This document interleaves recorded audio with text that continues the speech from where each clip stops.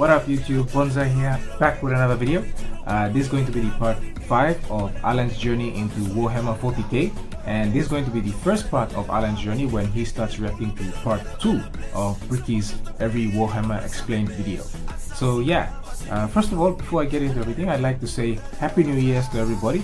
This is going to be the first video that I've uploaded in the year 2023. I apologize that I've sort of taken a lax on my channel for the past week, but yeah, basically the new year came around and I kind of had a few other things that I had to do, and so that's why content has been very short on my channel. But anyway, we're going to get back into it now. So yeah, in this episode, Allan is going to be reacting to the Chaos Gods, the Chaos Demons, and the Chaos Astartes themselves. So yeah, after that we're going to have a lengthy discussion about Chaos as a whole, and yeah, I'm sure if you've been following on, you know how much Allan likes to discuss that. So yeah, we have a lengthy discussion about that. So yeah, with that out of the way, let's get right into the episode. Okay guys, we're back with Allan for his journey into Warhammer 40k, starting off with Bricky's Every Factions Explained Part 2. So Allan, what do you feel about your journey so far? Oh, it's just the Imperium of Man. There was so much to, take in, and I'm excited about what else is gonna be. Yeah.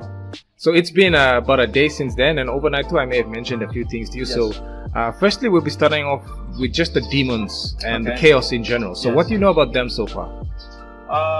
The Chaos Gods, they're like principles, principalities, powers, sort of things that are neither good nor bad. They just exist as for what I feel as, and from what we've been talking about, they're like higher, like planets. We discussed this yesterday when we. Oh, it was mostly you. When the thing popped up about Chaos Gods and 4 Satans, I mentioned like planets. They're just large masses, entire planetary consciousness that we would be like bacteria, and they just don't mind. Like if it's an itch, they scratch it, and it's just nothing personal. You're just tiny. They're Chaos Gods. So that's your default understanding of them. Yeah, that's what I think from the first part 1. This video, part 1. Okay. I think that's a good enough way to start. So let's just get right into the reaction, and you can learn about the Chaos Gods. We're just gonna do that part for now. Yeah, let's do this. Part 2. Hey all, this is part 2 in a 2-part series on the Warhammer races. If you haven't seen part 1 yet, we do the Imperium of Man. You can check that out in the description, and I highly recommend you watch that to get context for this episode. If you already have, go ahead and keep on watching. So after an entire episode of nothing but humans, we can now talk about chaos, which involves humans again. Okay. But a little bit less. We also got demons and shit. I just felt someone Chaos Demons.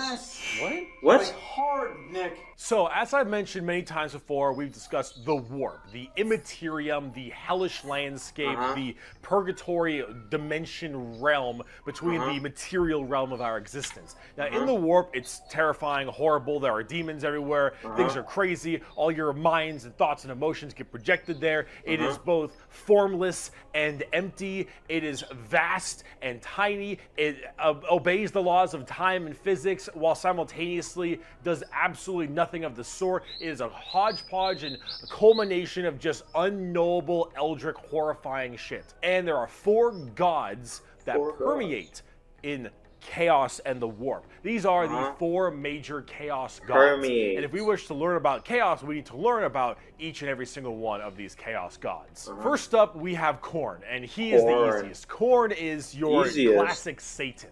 He is all about anger, murder, fighting, blood, guts, death. You ever heard the term blood for the blood god, skulls for the skull throne? That's Khorne. The whole idea is that he is all about the fury and strength of battle. He doesn't care where blood comes from so long as blood is flowing. He wants to fight and murder and carnage and slaughter and death, death, death, death, death. That is Khorne. Very simple to understand. Next up you have Zech, and Zech is the god of change. However, the god of change, it's permeates in so many different other ways. He's the most eldritch of all the demon gods. Eldritch. He has this weird way to always be plucking at the strings of the universe. He's always conniving and scheming and doing his best to cause as much little bullshit as he can. Zech is unknowable. Everything that makes sense, he will and won't do. Every future and setting and every type of destiny or fate is all foretold and also changeable. It is set in stone while also completely random. He knows what everything is going to happen and also that none of it's going to happen. You would ask Zech a question. That question leads to 3 more questions, and those questions lead to the heat death of the universe, which asks 4 answers to those questions. And then he thinks to himself, what are questions even really? And are you even asking the questions, or are you simply giving paths to answers and other horseshit? Zech is just, I'm gonna fuck with stuff. He is yes and he is no. He is the understanding and he is complexity. He is unknowable.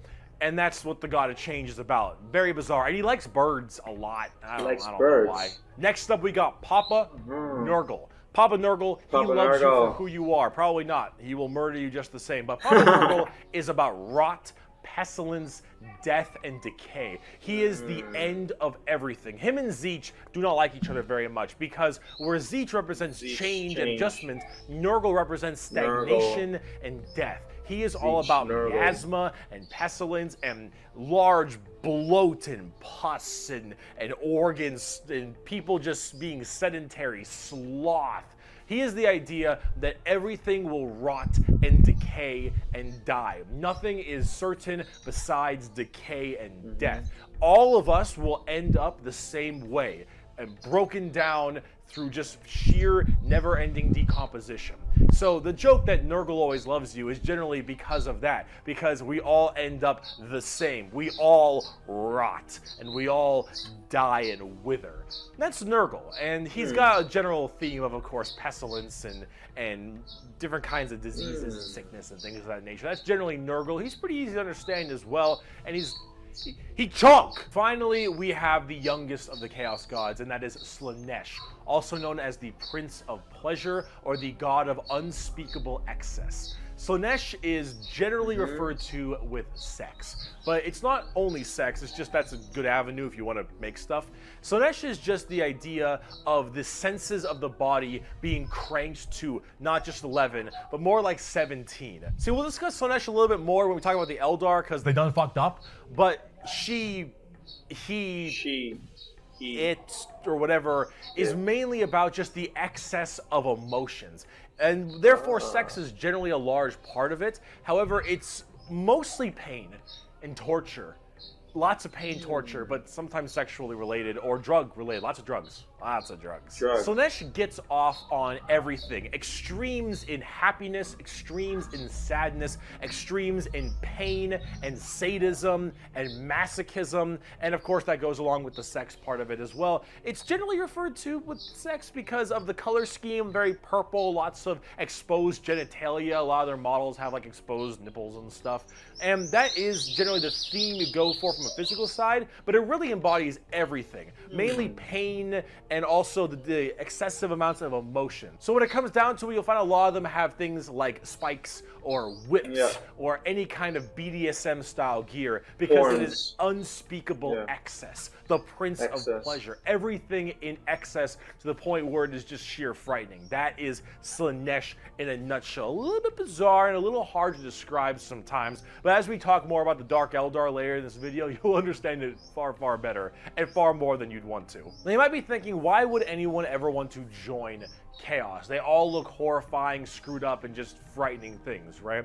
Well, the thing is that, of course, one, your mind is put into the warp and the Immaterium, so you can be easily swayed by Chaos demons when they get into your head, especially if you're a psyker. Sometimes regiments of the less mentally strong people, whether they be civilians or, say, low-level guardsmen or conscripts, can be easily swayed by this and become Chaos cultists and stuff, and they serve their dark gods and whatever god they personally refer. However, and this might seem strange, Chaos in their own right isn't necessarily evil. See, the warp is every manifestation of emotion and being, every soul, everything of existence. This includes all the good things. All the different chaos gods have another side to their coin. Khorne might be death, murder, slaughter, slaughter, but he's also got this weird sense of survival of the fittest, trial by combat, and honor. Khorne will never lie to you. Khorne will never stab you in the back. Khorne's the warrior. Isn't about conniving and Through and scheming. through. Khorne is about straight up mono, you versus me, get in the ring, we're gonna murder each other hard right now. It may not be a good thing at the end of the day, but it is that other side of the coin. Him and Zech generally don't get along because Zech is that conniving schemer, but he's also about the idea of hope. Where there is change for your predicament. There is change for your problem. The hope of the galaxy, the ability to bend the world to your will, the idea that your fate is not set in stone, but in reality that you control your own destiny and can control it whenever you want, the changer of ways. That is Zech. And of course, Zech and Nurgle hate each other because while Nurgle does represent stagnation, death, and decay, he also represents finality, an ending. The fact that you can be mentally at peace knowing that you will end and how you will end. Fear of the unknown, fear of change is not present with Nurgle. With Nurgle, everything will rot and die, and that provides that finality, that ability that this is over. We are all the same, and we will all end the same. We know the meaning of life. The meaning of life is to live and die and rot. And with that, it brings peace of mind. Sonesh is a lot more simple. While they are the excess of emotion, they are also the representation of emotion. Sonesh embodies happiness. Sonesh embodies excitement and joy and pleasure, not only in the sense of the physical, bam style of pleasure, but also everything else, Physical like food bam and drink and air on your cheek and sunlight, the feeling, emotion and feeling. All of that is also represented with Sonesh. So you have to ask, why are they always represented as super evil skulls and spikes on everything and want to murder everybody? I don't really got an answer for you on that one. My assumption is that because mentally humans may think worse thoughts, even if we don't act on them, and therefore they're projected in the warp more. That one's a little bit weird. I don't know. This is me spitballing right now, but I don't know. You need a super bad guy. You already got the Imperium of Man. You need somebody to be a little bit worse than them. So you got demons. Honestly, who cares? I just want to buy like a bird magician. Look at him.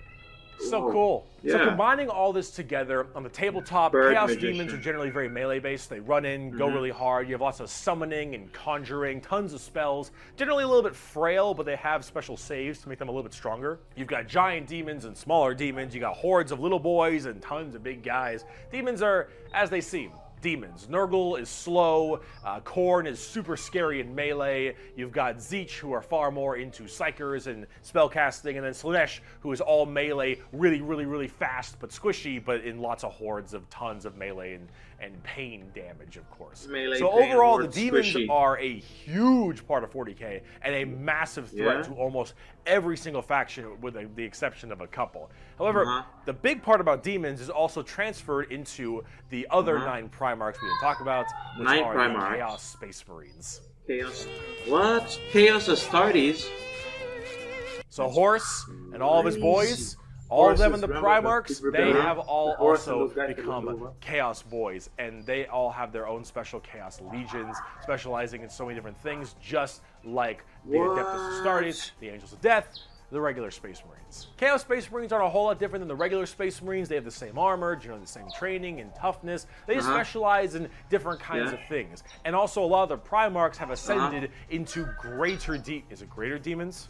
They're demon Primarchs at this point. Gigantic, horrifying man-demon hybrids that are pretty awesome, if I'm going to be honest. They look really cool.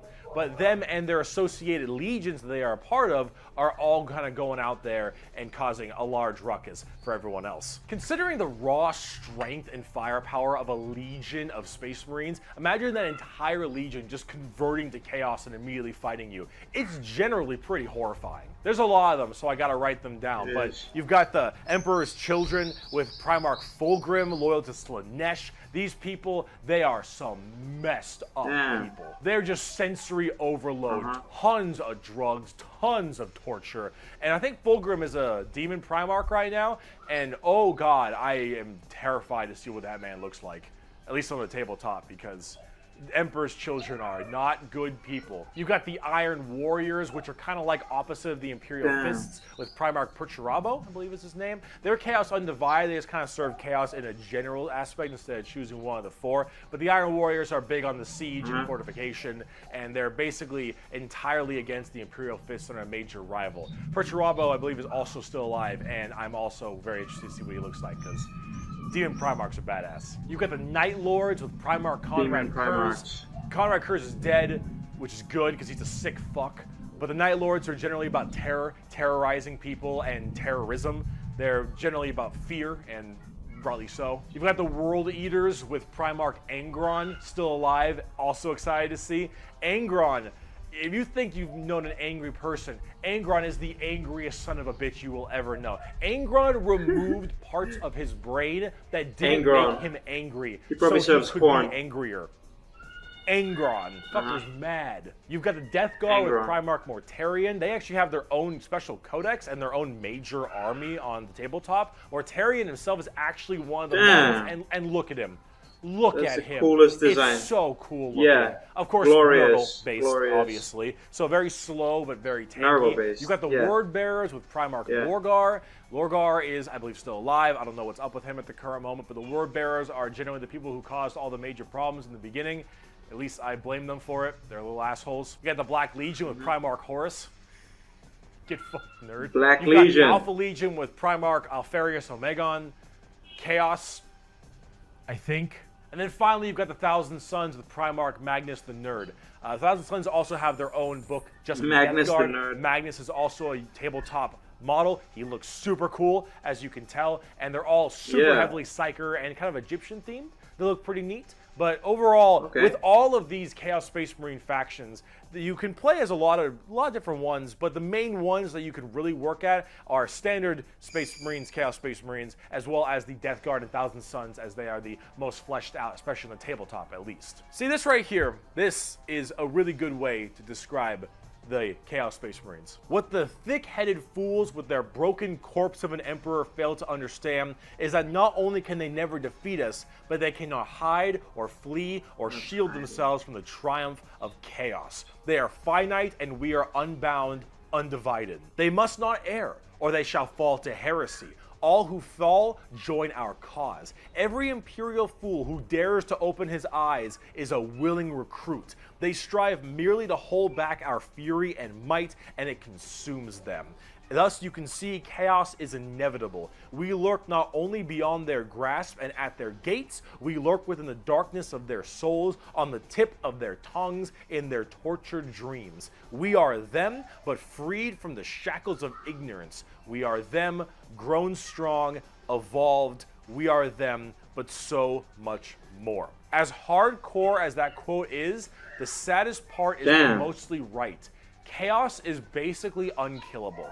You could probably get rid of Space Marines, a decent amount, the Chaos Space Marines that is, but every soul that dies goes to the warp. Every Chaos soul will end up back in the warp. And depending on how hard you killed them, they will come back at some point. Every demon you banish will return at some point. Chaos is unstoppable. The warp is unending. And while maybe there is at some point some way to stop them somehow, the resources to do so, the requirements to do so, are so far beyond the reaches of man and the other races at the current moment that really it's just an unstoppable force that just keeps on coming and is just barely being slowed. Chaos is by far the biggest threat. They are without number, their legions are everywhere, and yeah, they're pretty scary. Love it. So, I promise, we're done with humans now. Let's talk about some Xenos. Man, that was Yeah, next level. very, very interesting. I'll let you lead on. Like, what do you want to talk about first? Like, what stuck out? Like What are they called? The Chaos Space Marines? Chaos Astartes, yeah. Chaos Astartes. Like, Chaos how Space did Marines. that come about? Like, From Horus Heresy, when he Horus rebelled, Heresy. the favorite son when he rebelled. He mentioned it a couple of times. When Horus rebelled, and then he got tricked by the Chaos Gods and over into their side, he convinced. Horus was very charismatic. He was a very charismatic person. That was kind of his thing. Each of the sons have their special thing. Okay. Horus The is sons special. meaning the 18. Wow. Yeah. Anyway, we're going outside of the Yes. scope of this. That's Chaos. okay. So, what about the Chaos Gods? Let's go to the Chaos Gods now. So, what do you think of them in general, firstly? I think, are they a personification of like the warp and different traits of the warp personified in an entity? Without spoiling too much, what I can tell you is that the warp is influenced by the physical realm, and then it also can influence the physical realm. It's like feedback loop on each other, and it's kind of like an ant nipping at a large creature, and then the creature sort of reacts to that. But at the end of the day, it's like you're just an ant. You know, you're barely doing much. Like, yeah, sure, you can affect the creature by influencing it in your tiny way, but you're still just a minuscule one, and even less than ant. Maybe bacteria is more accurate to describe it. Man, But yeah, so I think they're pretty cool. Like if Confirm they what were they to manifest in the physical realm, they would appear as a gigantic planet, and then the than gravity would planet. just fuck Dude, up everything. Bigger than planet. Probably like a sun, Something, yeah, maybe, honestly. or like they're huge. These things. gigantic sun. The whole that- galaxy is feeding them. The whole galaxy of sentient life is feeding these guys. So just keep that, bear that in mind. It's not like one planet influences corn, and it's not just humans. You know, like I said, there are other species too. Yeah. Some are more psychically attuned. The humans are one of the most. The Eldar are way more psychically attuned than the humans, which you'll learn about next. Interesting. But yeah. Okay, and who's your favorite out of them? I like corn. Corn appeals to me. Corn and the Death and Decay, Loves You Always. Nurgle. Yeah, Nurgle's Nurgle. my favorite. I like corn and Nurgle, but corn more so because he's more of like just war, anger, bloodshed, blood flow, blood like dynamism, intensity. And I like he's an honorable dude. Yeah, like I like the warrior. Like I said, I was drawn to the Astartes and the demon Astartes and corn. Angron and the Angron, yeah, all that. I feel like, yeah, that's pretty cool. If I was to be a worshipper in a sect to the Chaos Gods, it'd be corn. Just because we live in we would live in a chaotic world, and sure there'd be the idea or the thing of like everything tending to decay or everything being very intense in a sort of sensational way, or that things are always changing. But I feel like worshipping corn and living a certain way is accepting of all of this, all three of it. He's the simplest, but he's accepting of all three of these other natures of sensations, intense sensations, death and decay of everything, and the changing nature of everything. And it's more of a personal responsibility, like, yeah, I'm gonna get angry and I'm gonna just like fight through it all, you know? And I think like, yeah, that's pretty damn respectable. And I like corn because from the first impression, that's how I'd put it. Any other remarks about closing remarks towards the Chaos faction as a whole? I think they look pretty cool. And are they like military power-wise, like same as the regular Astartes, or do they have like? Are they especially like because they serve the Chaos Gods? Then they get like just a little stronger. I guess that answers it in the ending quote where we are them but more. So is that so? One of the huge disadvantages that Chaos has is that it's chaotic. Okay. So they don't necessarily work well together. They don't have like supply lines, and creating new Astartes, Chaos Astartes is a real problem because they don't have like proper home worlds that are not corrupt and stuff like that. And you need like pure-blooded humans, so to speak, to create Astartes. Like corrupted humans, I'm not sure, but I think it damages the gene seed or something along that line. So that's why they have to like kidnap humans from other worlds, or they need like a safe haven to one of them. So the Chaos Astartes have a huge disadvantage in supply lines, but some of the advantages, you know, they have their like demon powers and stuff like Yeah. that, but also they can summon demons to reinforce their armies, to Okay. add to the numbers. Like there's certain powers that they have access to that kind of cover for that gap. But otherwise, like the Imperium, they've got the advantage of like, you know, pure gene seed. Their home worlds are still intact for the most part. Well, I mean, I shouldn't say pure gene seed. Some of their gene seeds have issues. The vampire ones, for example, and some of the other ones. But like, yeah, they have like, let's say, logistics problems in the Chaos factions that bring them down. Otherwise, then yeah, they'd probably just steamrolled over the If Astartes. they're a lot more cohesive and worked as a single unit, but Chaos is such that it makes you really powerful, but a fragmented consciousness. Yeah, Right? They don't like, have that rally behind a single. They're each single-mindedly Yeah. strong, Yeah. but like there's the unity between them, Yeah. which might have made them stronger, is not there. So that's kind of like the negative net of like the Chaos as a faction when it comes to like military strength and stuff like that. Interesting. Any other questions, remarks about Chaos? Not right now. Not right now. Maybe think of some later, but yeah. For now, good. Off Okay. camera.